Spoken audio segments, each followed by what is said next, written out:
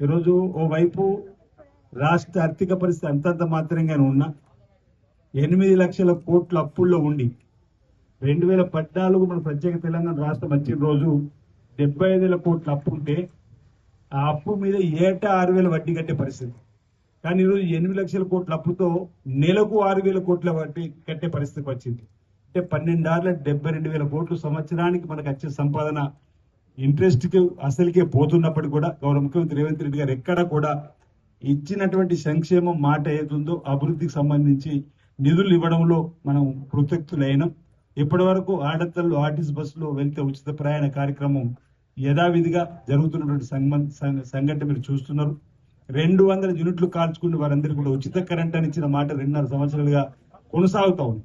అందుకు చేర్చి ఈరోజు సన్నబియ్యం కార్యక్రమానికి సంపన్నం తినేటువంటి సన్నబియ్యం ఎందుకు పేదలు తినకూడదని చెప్పని ఈరోజు సన్నబియ్యం కూడా అందేసిన సందర్భాన్ని కూడా మీరు గుర్తు చేసుకోవాల్సినటువంటి అవసరం ఉందన్నమాట ఈ సందర్భంగా చెబుతూ, పేదల కింద గురించి కూడా ఈరోజు 5 లక్షల రూపాయలు సొంతింటి కళ నెరవేర్చాలని చెప్పిన ఆలోచనలు పేదవారు ముందుకు వస్తే ఈరోజు ఇప్పటికే 3,500 ఇల్లు ఇచ్చినాం. నిన్నటి నుంచే గౌరవ ముఖ్యమంత్రి రేవంత్ రెడ్డి గారు మరో 2,000 ఇల్లు ఇచ్చి ఎక్కడెక్కడైతే పూరి గుడిసెలు ఉంటున్నారో, ఎక్కడెక్కడైతే రేకుల షెడ్లో ఉంటున్నారో, ఎక్కడెక్కడైతే పాత గూనె పెంకుల ఇంట్లో బిక్కుమంటూ ఉన్నారో వాళ్ళందరూ కూడా గుర్తించి ఇవ్వాలని చెప్పిన లక్ష్యం ఇప్పుడు ఇక్కడ కూడా ఎవరైనా ఇంకా మిగిలిపోయి ఉంటే వారికి కూడా ఇచ్చేటువంటి ఏర్పాటు మేము చేస్తామన్నమాట ఈ సందర్భంగా చెప్తూ, నేను ఈ గ్రామ సభ ద్వారా ఒకటి పాత ప్రభుత్వాలు ఇచ్చే ఏ ఒక్క స్కీమ్ రద్దు చేయకుండా ఇక్కడ ఉన్న electricity department, Panchayat secretary, MPDO, MPO, sarpanch గారికి, వార్డ్ మెంబర్స్ కి, ఎదురుగా ఉన్న మహిళా సంఘాలందరికీ కూడా అండ్ ఎవరైతే పార్టిసిపేట్ చేస్తున్న గ్రామ ప్రజలందరికీ కూడా నమస్కారం.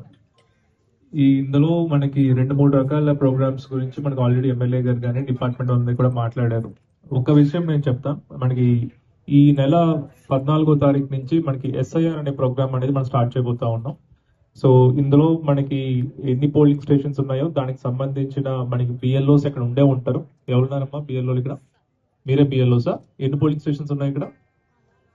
4 BLOలు ఉన్నారా మీరు? ఓకే సార్, కూర్చోండి. సో ఇప్పుడు ఏంటంటే మనకి ఈ మళ్ళీ రిపేర్లు వచ్చాయని చెప్పినా, లేకపోతే ఆయిల్ బాల్స్ లేవని చెప్పినా కూడా అప్పటికప్పుడు మళ్ళీ దోమలు వచ్చాయి అంటే వెంటనే జ్వరాలు, డెంగ్యూలు, మళ్ళీ ఒక హెల్త్ క్రైసిస్ వచ్చే అవకాశం ఉంది. సో దానికి సంబంధించి కూడా మనం ప్రిపేర్డ్ గా ఉండాలి, రెడీగా ఉండాలి. ఇది కాకుండా ఈ విలేజ్ కి సంబంధించి మనకి అంగన్వాడీలు అనేది 4 అంగన్వాడీలు అవసరం ఉన్నాయని చెప్పి మనకి ఇక్కడ గ్రామ సభ ద్వారా మనకి చెప్తా ఉన్నారు. ఒకదానికి శాంక్షన్ ఇచ్చామని చెప్తా ఉన్నారు, మిగతా 3 మేము శాంక్షన్ అవడానికి రెడీగా ఉన్నాం. ఓకే, 5 ఒకటి ఇచ్చాము, ఇంకా 4 శాంక్షన్ కావాలని అడుగుతా ఉన్నారు. సో ల్యాండ్ అనేది మీరు ప్రొవైడ్ చేయగలిగితే ఈ గ్రామ సభ ద్వారా మేము గ్రామ కార్యవర్గానికి మేము చెప్పేది ఏంటంటే, మీరు ల్యాండ్ ప్రొవైడ్ చేయగలిగితే మేము శాంక్షన్స్ ఇమీడియట్ గా ఇవ్వడానికి మేము రెడీగా ఉన్నాం.